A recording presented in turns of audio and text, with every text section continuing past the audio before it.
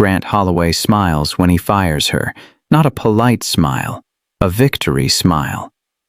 "You don't fit here," he says, leaning back in his chair like a king delivering judgment. His office smells like stale coffee and cheap cologne. The fluorescent light above buzzes. Our clients don't like seeing desperation when they walk through these halls. Nyara Collins sits across from him, spine straight, hands folded in her lap. Her cleaning uniform still smells like industrial bleaner. It's 11:47 p.m. She's been working for 3 weeks. "I don't understand," she says carefully. Grant's smile widens. "Don't you?" He slides a paper across the desk. 3 write-ups, all dated, all signed by him. Missed cleaning areas, stolen supplies, insubordination, all lies. I'm not interested in excuses." He taps the paper. "The truth is simple, Nyara. You don't look the part. Our clients expect professionalism, quality, and frankly," he leans forward, "you look poor." The words land like a slap. Nyara's jaw tightens. Her fingernails dig into her palms. She wants to scream, wants to flip his desk, wants to tell him exactly where he can shove his professionalism standards. But she has $247.83 in her bank account. Rent is due in 9 days, and her 6-year-old daughter is sleeping in an apartment where the heat hasn't worked in 3 days. So she swallows the rage, forces her voice steady. "So you're firing me because I'm poor. I'm terminating your employment due to performance issues." Grant pushes the paper closer. "Sign this. Confirms you understand." Nyara stares at the document. Her vision blurs at the edges. Not from tears, from pure fury held back by necessity. She picks up the pen, signs her name. The scratch of ink sounds too loud in the small office. Before we continue, beasties, please, like and subscribe. It's the simplest way to support this channel and help these stories keep coming. We drop new, emotionally gripping stories every day just for you. And don't forget to comment where you're watching from and what time it is there. I'd love to see how far this story of love and destiny has reached. Good. Grant takes the paper back. "You can leave now. Security will escort you out. My final paycheck will be mailed, minus deductions for stolen cleaning supplies." "I didn't steal anything." His expression hardens. "Are you calling me a liar?" Nyara stands slowly. Every muscle in her body screams at her to stay quiet, to leave with whatever dignity she has left. But something breaks. "You're a coward," she says quietly. Grant's smile vanishes. "Excuse me?" "You spent 3 weeks making up violations, stealing from my paycheck, harassing me. All because you hate that someone like me exists in your space." Nyara meets his eyes. "But you're too much of a coward to say what you really mean. Get out." "No." Her voice doesn't rise, doesn't need to. "You get to fire me. You get to take my income, but you don't get to take my truth. And the truth is, you're pathetic, you're small, and one day someone's going to see exactly what you are." She turns toward the door. "You're done in this city," Grant shouts after her. "I'll make sure no one hires you. You hear me? You're finished." Nyara doesn't look back. She walks through the warehouse, past the Korean staff who won't meet her eyes, past the nightmen who watch her leave like she's already forgotten. The security guard opens the door without a word. The Chicago night air hits her face. February cold, sharp, real. For 5 seconds, Nyara feels victorious. Then reality crashes in. No job, no paycheck, no way to cover rent, no way to feed Maria. Her legs carry her to the bus stop on autopilot. The bench is metal and freezing. She sits anyway, stares at the empty street. This morning she had a job. Barely enough, but something. Now she has nothing. The pressure builds behind her eyes. She's fought it all night. Fought it through Grant's smug face and his lies and his cruelty. But here, alone in the dark, She finally breaks. The sob comes out silent, then another. Her shoulders shake. She presses her hands against her face, trying to hold herself together. This is rock bottom. This is the moment where hope dies. Headlights sweep across her. A car slows. Niera doesn't look up. Probably someone turning around. Probably the engine stops. A car door opens. Footsteps on pavement. She forces herself to look. A black sedan sits at the curb. Expensive. The kind that doesn't belong in this neighborhood at midnight. And standing beside it, illuminated by streetlight, a man in a dark suit, tall, still, watching her with eyes that miss nothing. Niera recognizes him immediately. The man from the executive floor. The one who stood by the window like death itself. The one whose office she cleaned 4 nights ago. Kang Jae-min. He doesn't speak, just stands there, waiting. Niera's heart hammers. Every instinct screams danger, screams run, but she's too tired to run. Too broken to care. Jaemin takes 1 step closer. His voice cuts through the night air, calm, controlled, absolute. "Get in," he says. "We need to talk." The back door of the sedan opens. Darkness waits inside. Niera looks at the warehouse behind her, at the empty street ahead, at the man offering her something she doesn't understand. She thinks about Mireya, about the eviction notice that's coming, about Grant's face when he smiled, about choices that aren't really choices. She stands, walks to the car, and gets in. The door closes behind her with a sound like fate sealing shut. The sedan pulls away from the curb, smooth, silent, and Niera Collins, broke, desperate, and completely out of options, realizes one thing with absolute certainty. Her life just changed forever. The car interior smells like leather and something expensive Niera can't name. She sits rigid against the seat, hands in her lap, spine straight, every muscle tense. Kang Jae-min sits across from her. 1 foot of space between them that feels like a canyon. He doesn't look at her, just stares out the window as Chicago slides past in streaks of light and shadow. The driver says nothing, doesn't even glance in the rearview mirror. Silence fills the car like water. Niera counts her breaths, tries to steady her pulse. Her brain screams questions, but her mouth stays shut because speaking first feels like losing. Finally, Jaemin turns his head. "You told Grant Holloway he's a coward." Not a question, a statement. "Yes," Niera says, "that was dangerous." "So is starving." Something flickers in his expression. Too fast to read. He reaches into his jacket. Niera flinches, can't help it. He pulls out a phone, not a weapon, shows her the screen. It's a video, security footage, Grant's office, tonight. Niera watches herself sign the termination paper, watches herself stand, watches her mouth move as she calls Grant a coward. The video ends. Jaemin taps the screen. Another video loads. This one is older, dated 3 weeks ago.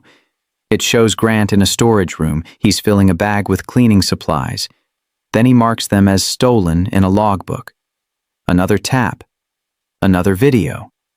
Grant pocketing cash from the petty cash drawer. Grant falsifying timesheets. Grant meeting with a man in the parking lot, exchanging envelopes. "He's been stealing from my company for 8 months, Jaemin says quietly. "Using workers like you as cover. Fabricating violations. Creating paper trails that hide his theft." Niera's stomach turns. "So I was bait. You were a pattern." He puts the phone away. "Grant targets vulnerable people, single mothers, immigrants, anyone who won't fight back. He builds false cases, uses termination paperwork to hide payroll fraud." "Then why haven't you stopped him?" "Because I needed proof. Evidence that would hold in court." Jaemin's voice stays flat. Factual. "You triggered the final piece. His termination of you was documented, reviewed. And now," Cynthia pauses, "now I have everything I need." The car turns onto Lakeshore Drive. Water stretches black and infinite to their right. What happens to him? Neera asks. Jamin doesn't answer immediately. When he does, his voice carries weight that makes her skin prickle. That depends on what you want. What I want? You could sue. File wrongful termination. You'd probably win. Eventually, in 2 or 3 years, after thousands in legal fees you don't have.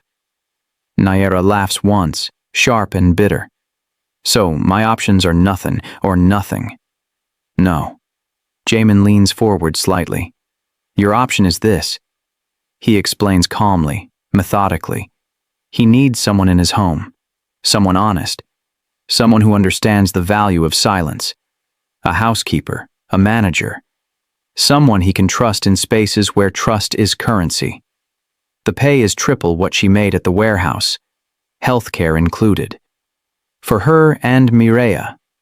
Flexible hours. No questions about her schedule. A place to live? Safe. Secure.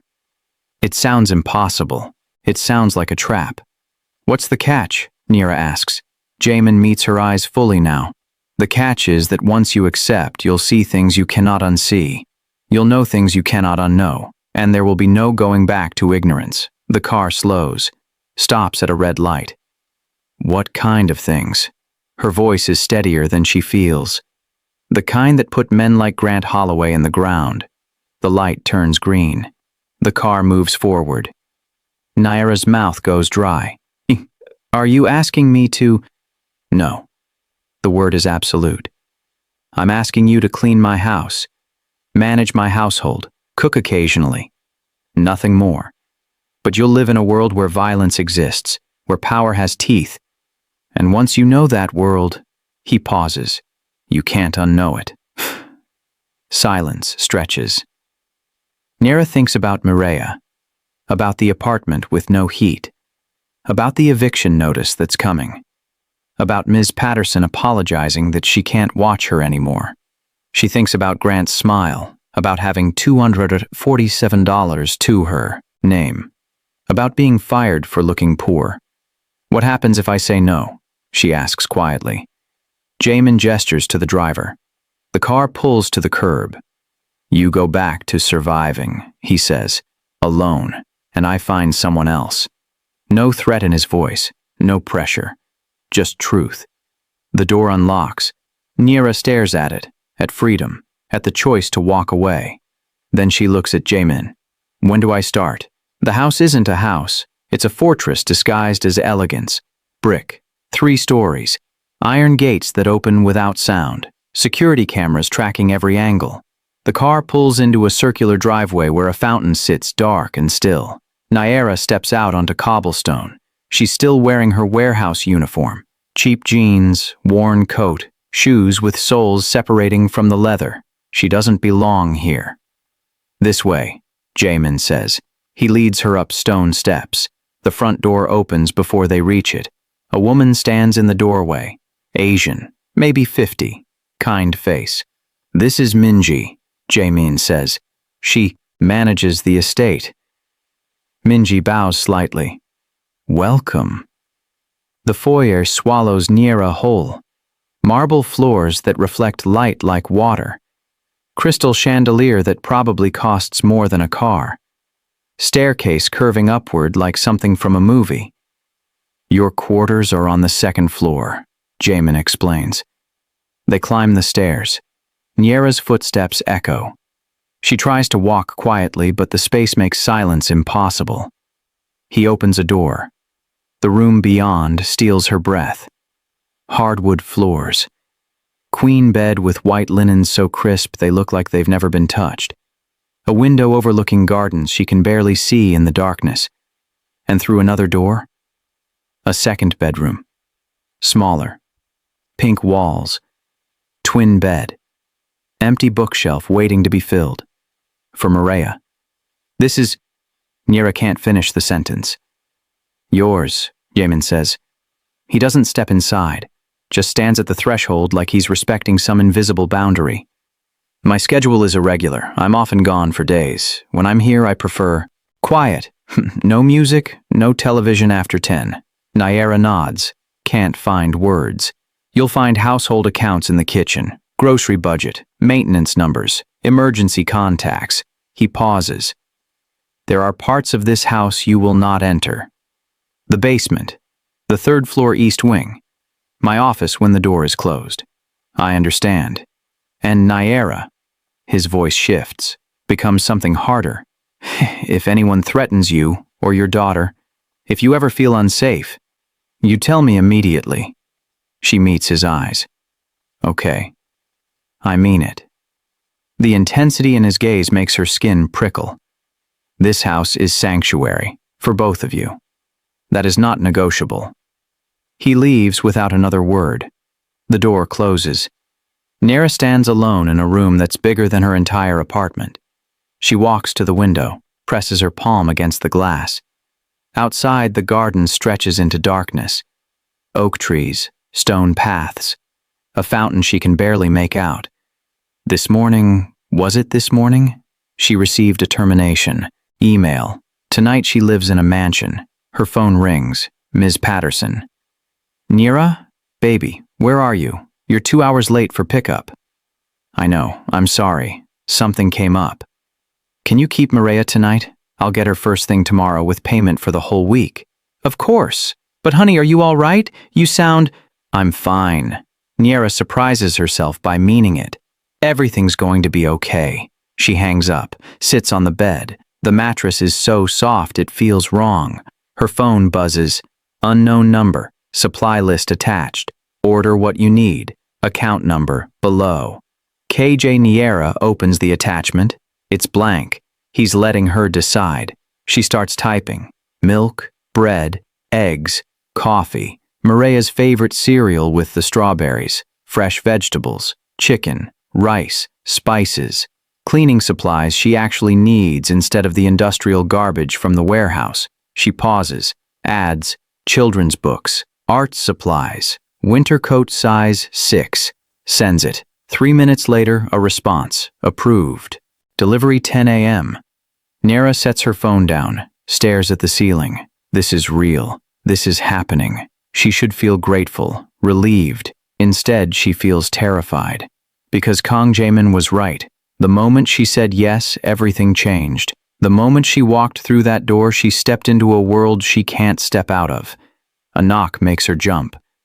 Yes? Minji enters carrying clothes, jeans, sweaters, practical shoes, all folded perfectly. Mr. Kang thought you might need these.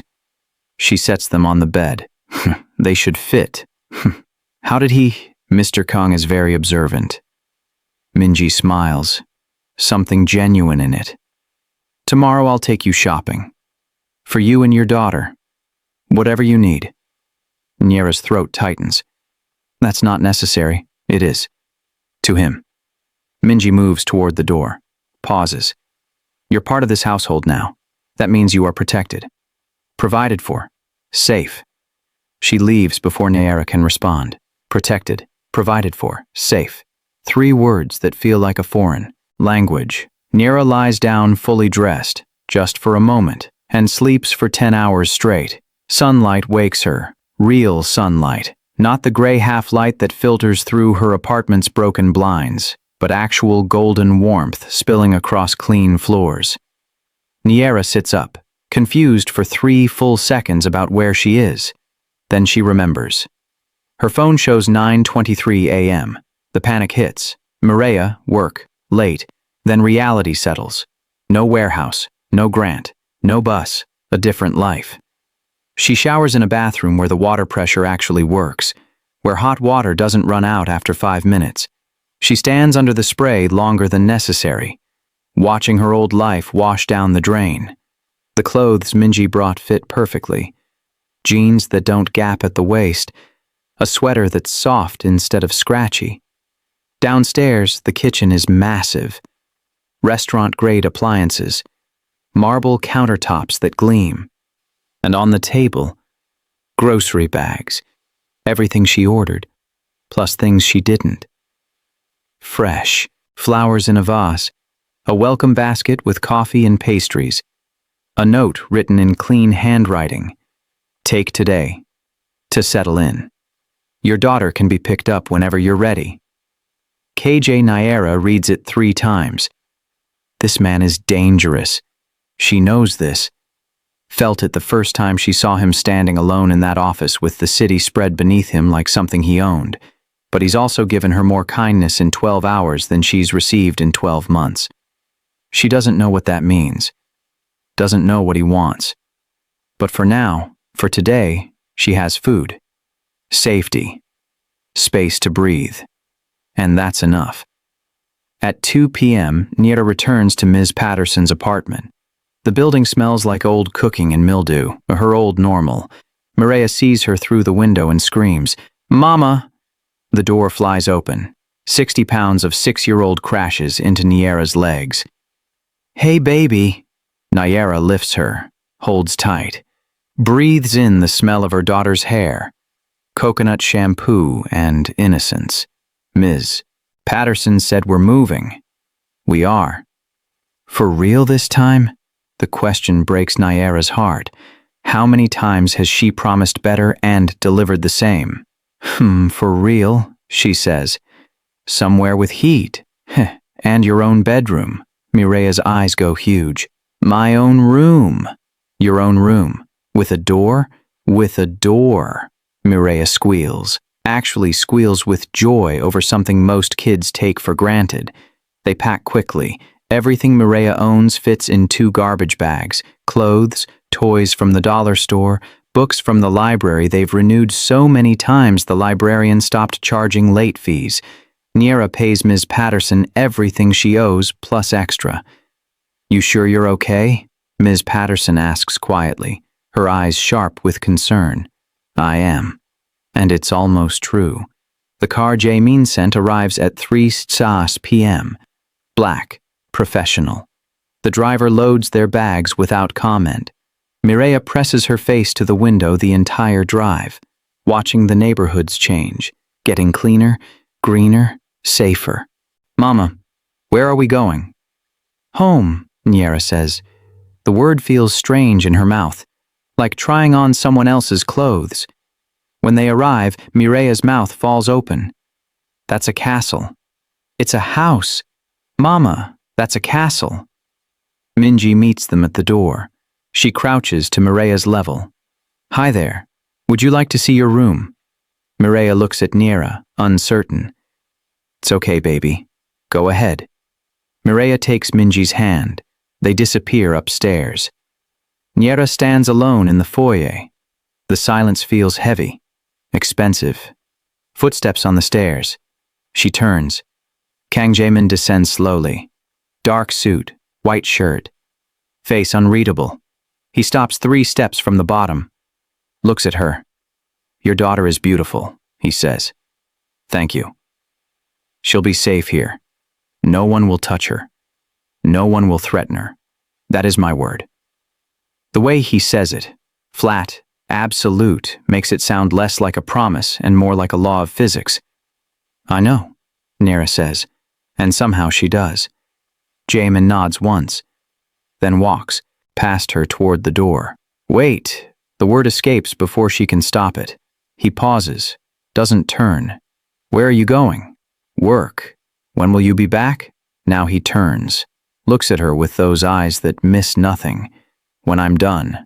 The front door opens, closes. He's gone.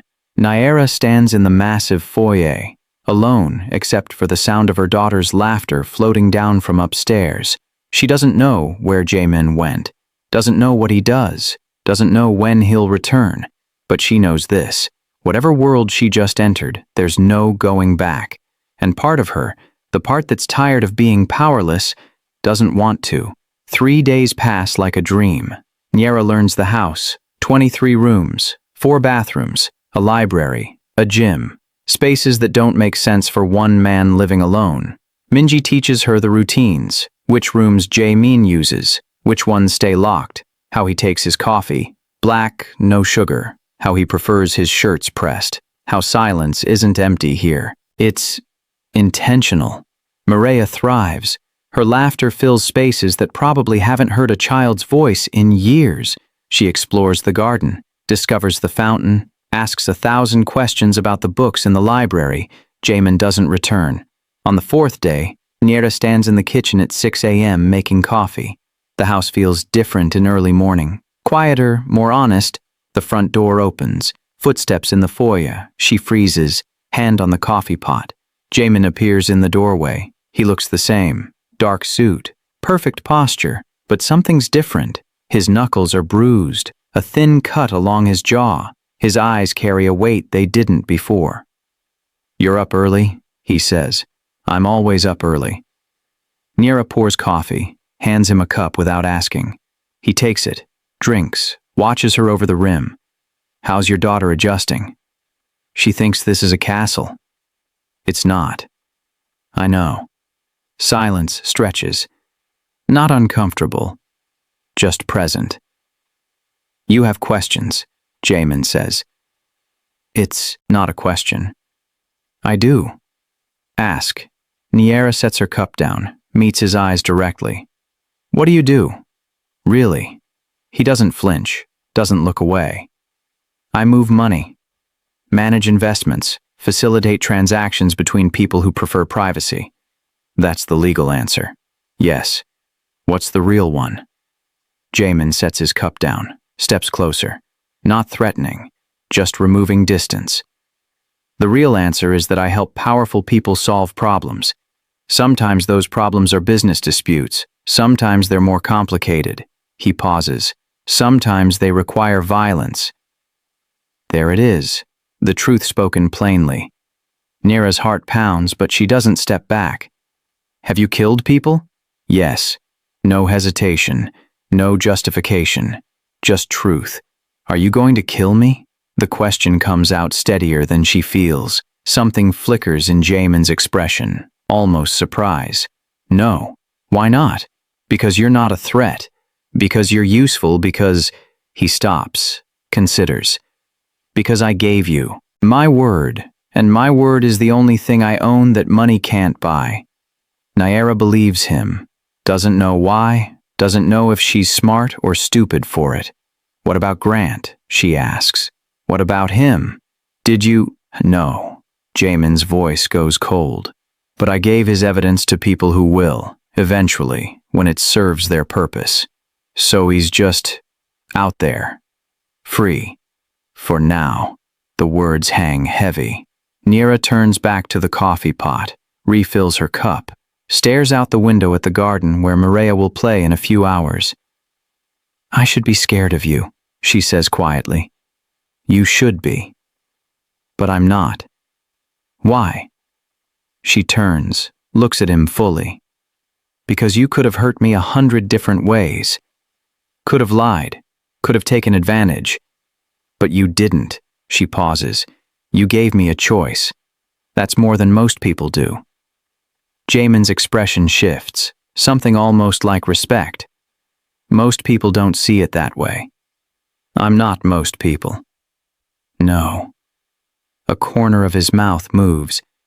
Not quite a smile. "You're not." He leaves the kitchen. Niera hears him climb the stairs. A door closes on the 3rd floor. She stands alone in the morning light, holding her coffee, knowing the truth, and choosing to stay anyway. 2 weeks become normal. Not comfortable, not safe in the way most people understand safety, but normal. Niera learns the rhythm of Jamin's life. He disappears for 3 days, returns at dawn with bruised knuckles and silence in his eyes, sleeps for 12 hours, then vanishes again. When he's home, the house changes, becomes quieter, more intentional, like even the walls hold their breath. Men visit, always at night. They arrive in dark cars and speak in Korean behind closed doors. Niera learns not to see them, to become invisible the way she did at the warehouse. But unlike the warehouse, here she's treated with something that feels like respect. The men nod to her in hallways, step aside when she passes. Once, when Mireya drops her toy near the office door, one of then picks it up and hands it back with careful gentleness. These are dangerous men, but they don't make her feel danger. Mireya blooms. She's gained weight. Her laugh comes easier. She's stopped asking when they'll have to leave. At night, Nira reads to her in the pink bedroom. Books they bought new instead of borrowed. The light is warm. The blankets are soft. Mama? Yes, baby? Is Mr. Kang my daddy now? Nira's heart stops. No, honey. He's the man who owns this house. But he keeps us safe? Yes. Like daddies do. Nayara doesn't know how to answer that, so she kisses Mireya's forehead and turns off the light. In the hallway, she finds Jaemin standing in the shadows. She jumps, can't help it. Sorry, he says. I didn't mean to startle you. It's your house. It's your home. He corrects her gently. There's a difference. Silence stretches. She asked about you, Niera says finally. Mireya, I heard. I didn't know you were there. I'm always there when I'm needed. He pauses. She's a good child. You've raised her well. Something in his tone catches her.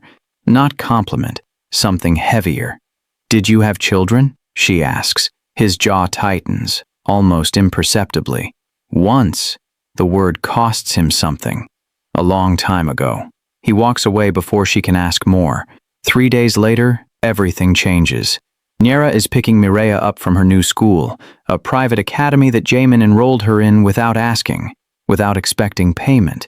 The kind of school with security guards and gardens. She's holding Mireya's hand, walking toward the bus stop out of habit, even though she doesn't need to take the bus anymore. A voice calls out behind her. Niera. She knows that voice. Turns slowly. Grant Holloway stands 20 feet away. He looks wrong. Thinner. Desperate. His shirt is wrinkled. Dark circles frame his eyes. We need to talk, he says. Niera's grip tightens on Mireya's hand. Stay away from us. I just want to talk. Mama? Mireya's voice is small, scared. Grant takes a step closer. You think you're safe? You think he cares about you? I said stay away. You're just a pawn. Another step. You're leverage. And when he's done using you, a car pulls up. The black sedan. The driver steps out.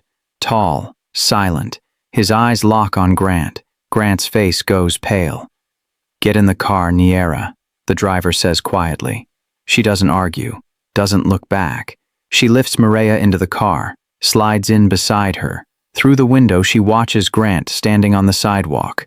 Watching them leave, his expression isn't angry, it's terrified. That night after Mireya is asleep, Niera finds Jaemin in his office. The door is open. She knocks anyway. Grant found me, she says, at Mireya's school. Jaemin looks up from papers spread across his desk.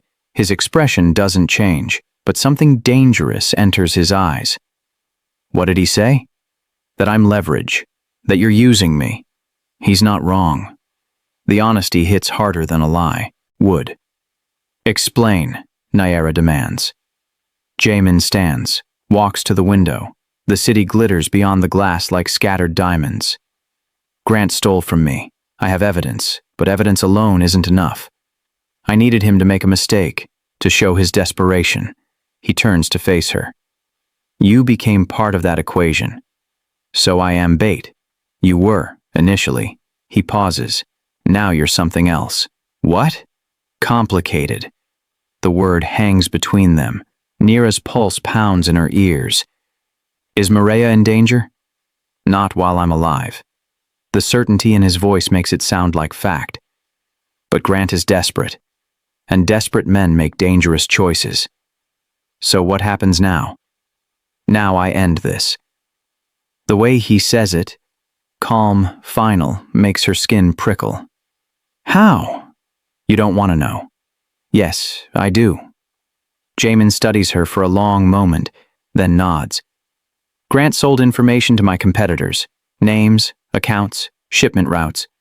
He thought he was being clever. Thought he could disappear before anyone noticed. He pauses. But people always notice. And now they want compensation. From him, or from me. Understanding crashes in. That's why he approached me. He's trying to use me as insurance, yes. If he can prove you're important to me, he has leverage, a way to negotiate mercy. Niera's legs feel weak. She sits in the leather chair across from his desk. I've put Mireya in danger. No. Jamin's voice cuts sharp. Grant put you both in danger. You survived. That's not the same thing. She looks up at him. This man who kills people, who moves through violence like other people move through water. This man who gave her daughter a safe bedroom and enrolled her in a school with gardens. What do I do? She asks quietly. You let me handle Grant. And you stay vigilant. He moves closer, crouches so they're eye level. I will keep you safe. Both of you. That is not negotiable, but you need to trust me. I barely know you. I know. Something almost soft enters his expression. But I know you, and I know you're strong enough for what comes next. He stands, leaves the office.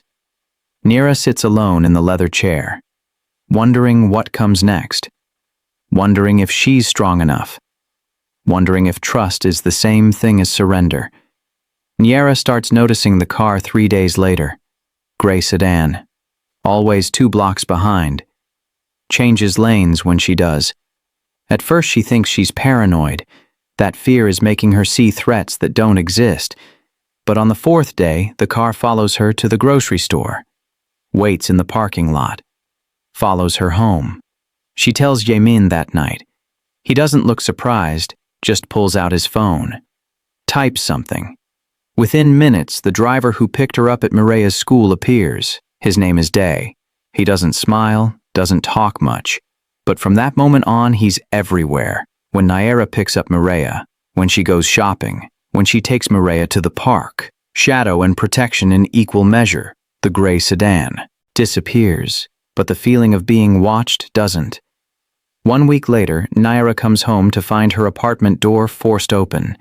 Not the house. Her old apartment, the one she hasn't been back to since moving, the one where her name is still on the lease for 2 more months. Minji called her, said the landlord contacted them about a break-in. Niera goes alone, against Jamin's advice, against common sense. But she needs to see. The apartment looks smaller than she remembers, dirtier, like viewing a past life through murky glass.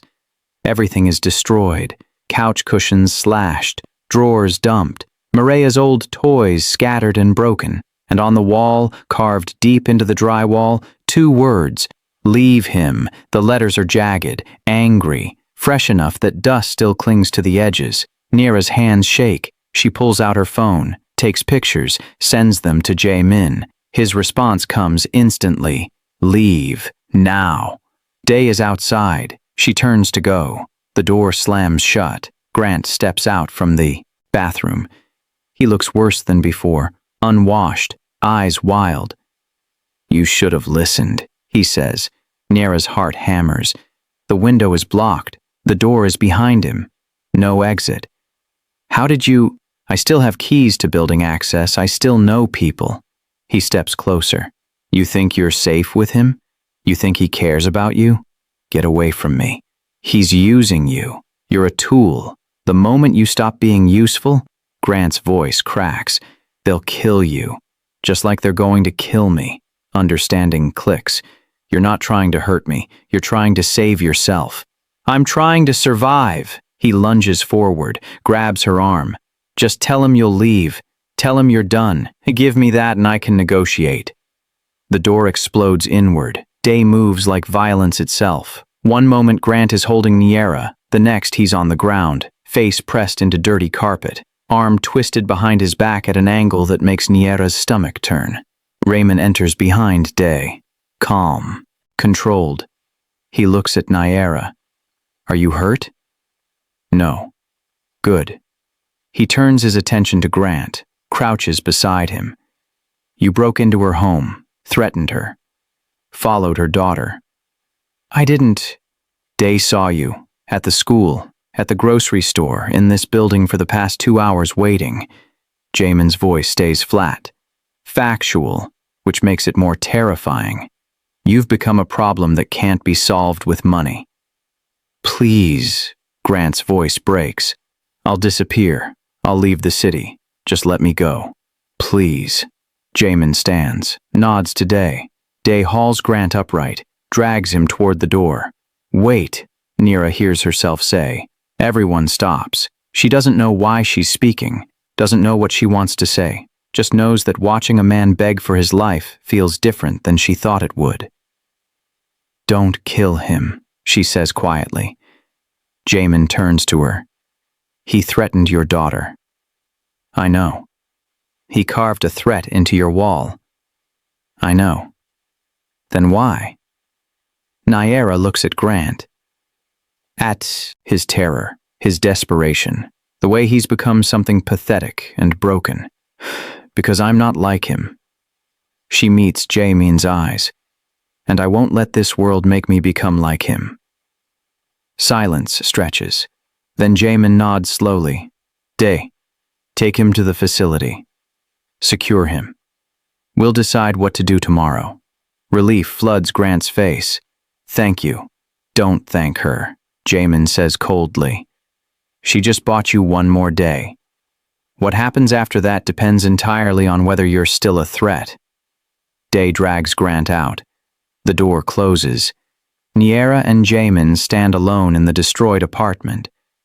That was a mistake, Jamin says quietly. Maybe. Mercy doesn't work with men like Grant. Then I guess I'll have to live with that mistake. She looks around at the destruction, at the carved threat, at the life she escaped. But I won't become something I'm not just because the world is cruel. Jamin studies her for a long moment.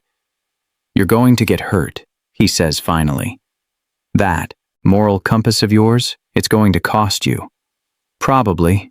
She turns to face him fully. But at least I'll be able to live with myself.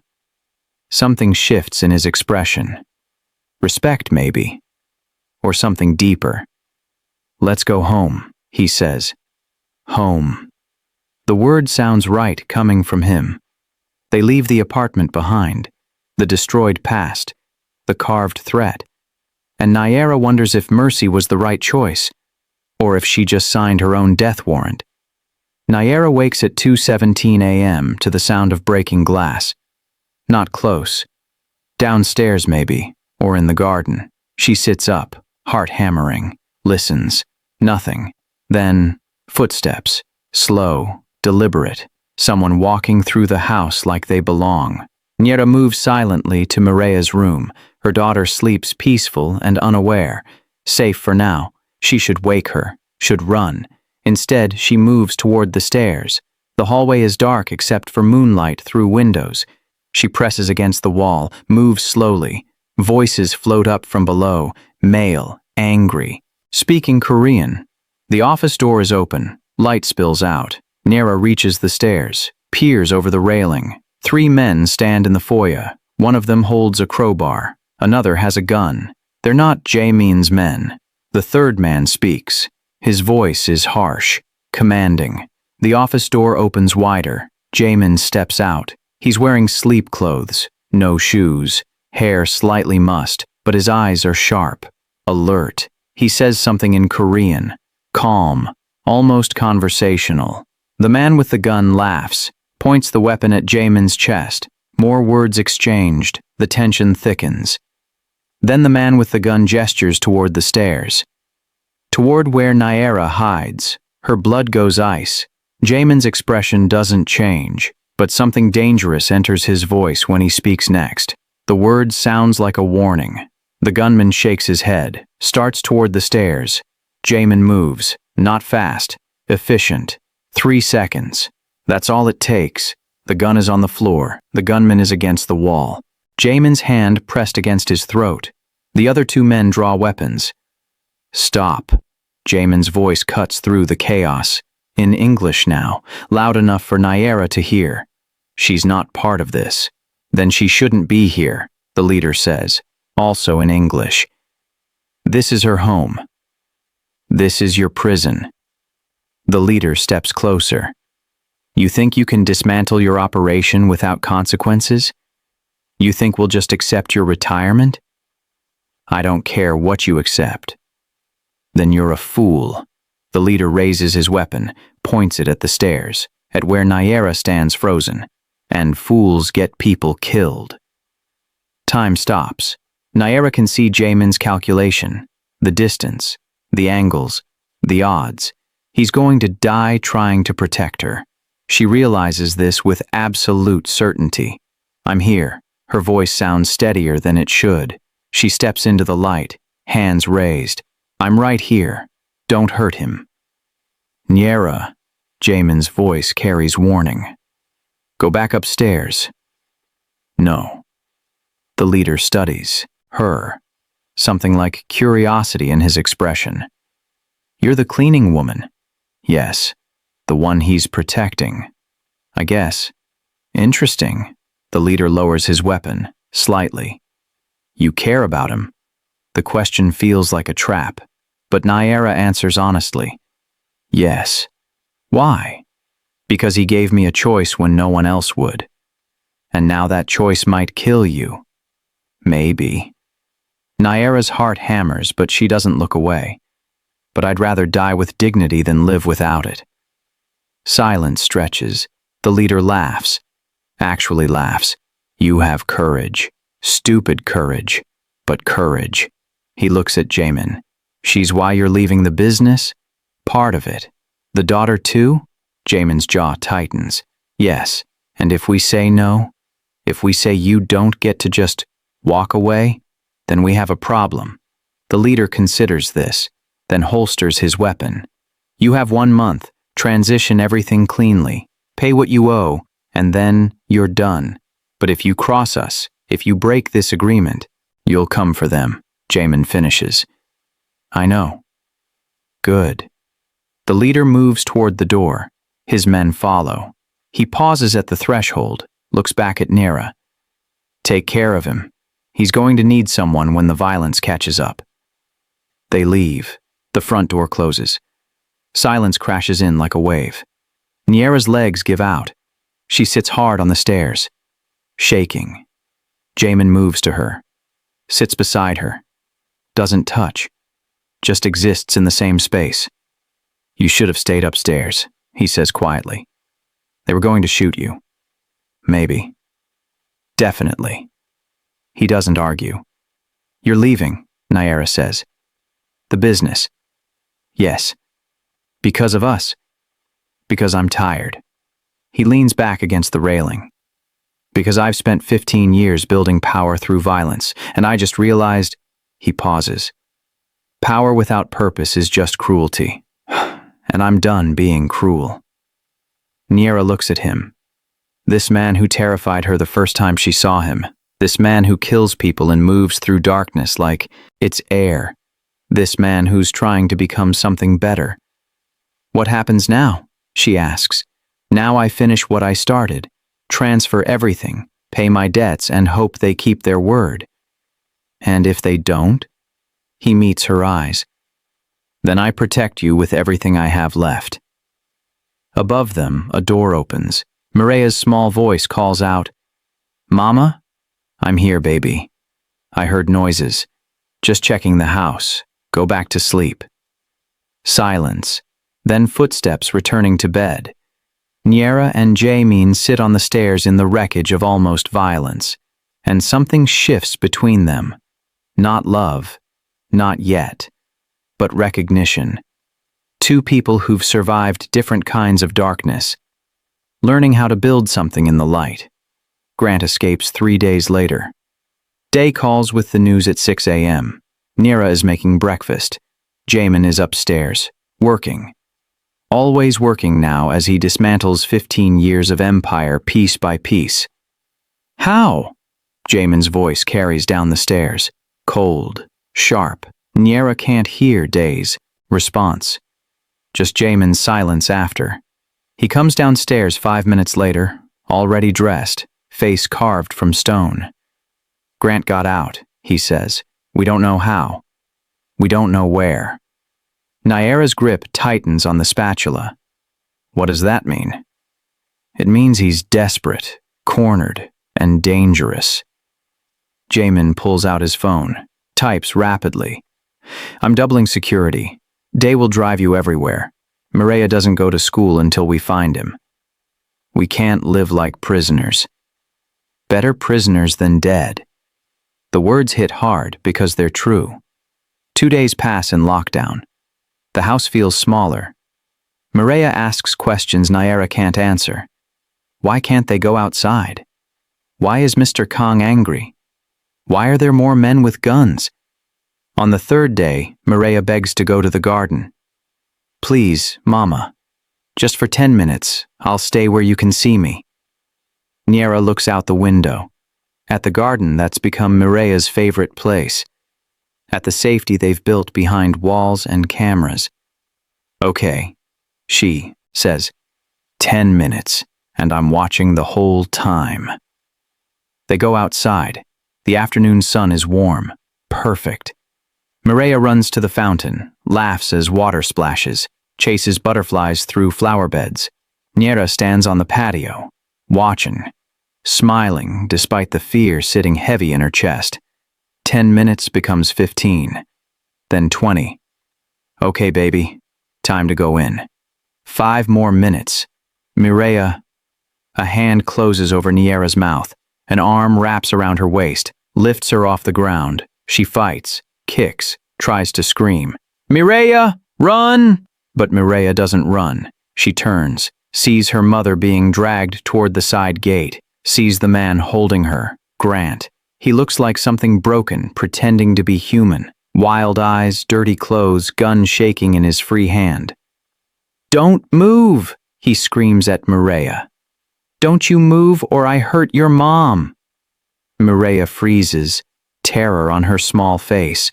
The side gate opens.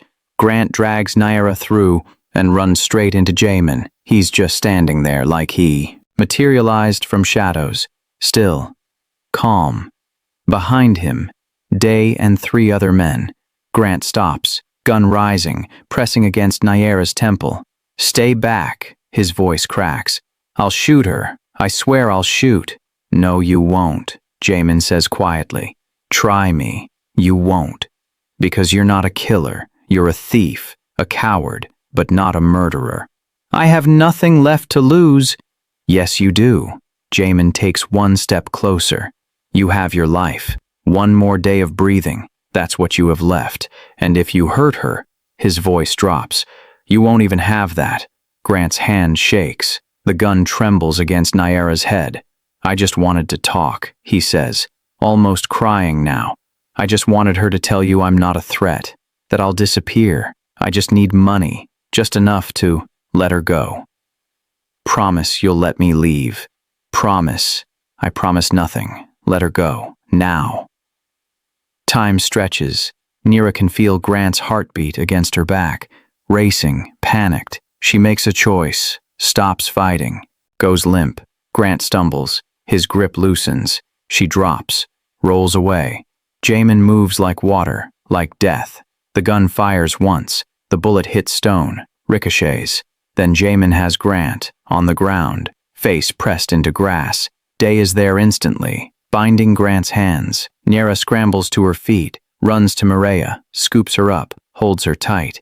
It's okay, baby. It's okay. I'm here. Mireya sobs into her shoulder. I was so scared. I know. Me too. Jamin approaches slowly, hands visible, non-threatening. Are you hurt? He asks. No. He looks at Mireya, at the terror in her small face. Something breaks in his expression, just for a second. I'm sorry, he says quietly. This is my fault, all of it. I brought this danger into your life.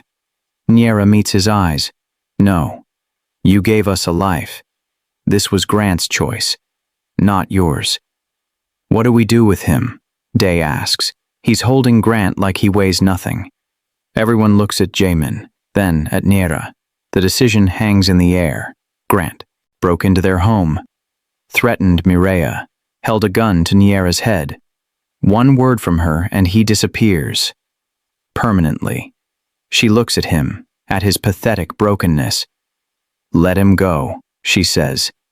Nyera, Yemen starts. Give him money, enough to leave the city, the state, I don't care where. She shifts Mireya in her arms. But I won't have his death on my conscience, and I won't teach my daughter that killing is justice. He'll come back, then we deal with it then. But today, she looks at Grant, today you get mercy you don't deserve. Use it wisely. Jamin stares at her for a long moment, then nods. Day, 5,000 cash, bus ticket to anywhere that's not Chicago. If he ever comes back, he won't, Nyera says firmly. Looking at Grant. Will you? Grant shakes his head, sobbing now. No, I promise. I'll go. I'll disappear. Good. They take him away. Nyera carries Mireya inside, upstairs, to the pink bedroom. She holds her daughter until the shaking stops, until breath comes easier, until safety returns. 3 months later, everything is different. Jamin's empire is dismantled, accounts transferred, partnerships dissolved. The men who used to visit at night don't come anymore. The house is quieter now, safer, emptier in some ways, fuller in others. Nyera finds him in the library one evening. He's reading, actually reading. Not working, not planning, just existing. Mireya's asleep, she says. Good. He sets the book down. She was practicing her reading earlier. She's getting better. You've been teaching her? Sometimes, when you're cooking, when she asks. He pauses. Is that all right? Yes. Nyera sits across from him. It's more than all right. Silence stretches. Comfortable now. Familiar. Do you regret it? She asks. Leaving the business? Jamin considers the question. I regret what it took to build it. But leaving? He shakes his head. No. For the first time in 15 years, I sleep without weighing body counts. That's dramatic. That's honest. Nyera smiles. What now? What does a retired mafia boss do with his time? Learn. He gestures to the book. Read.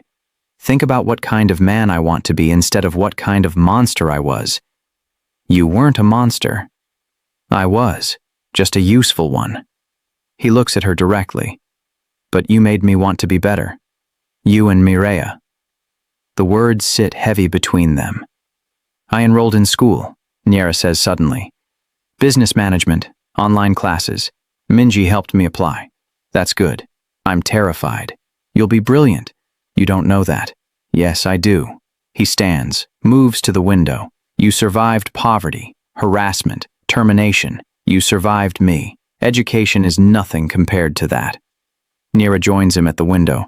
The garden stretches green in moonlight. Grant never came back, she says. I know. I have people watching. Just in case. Always protecting. Always. He turns to her. Is that so bad? No. She meets his eyes. It's just different. Being. Protected instead of surviving. Which do you prefer? Both. She smiles. Survival taught me strength. Protection is teaching me peace. I don't think I have to choose. Something shifts in Jamin's expression.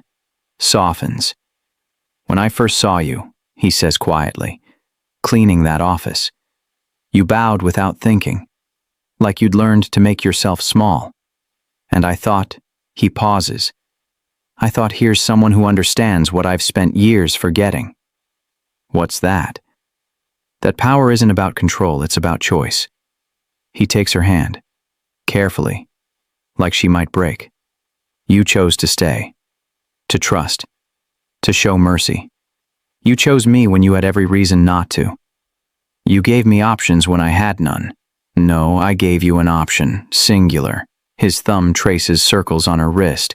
You turned it into a life. You made this house a home. You made me remember what it feels like to be human instead of dangerous.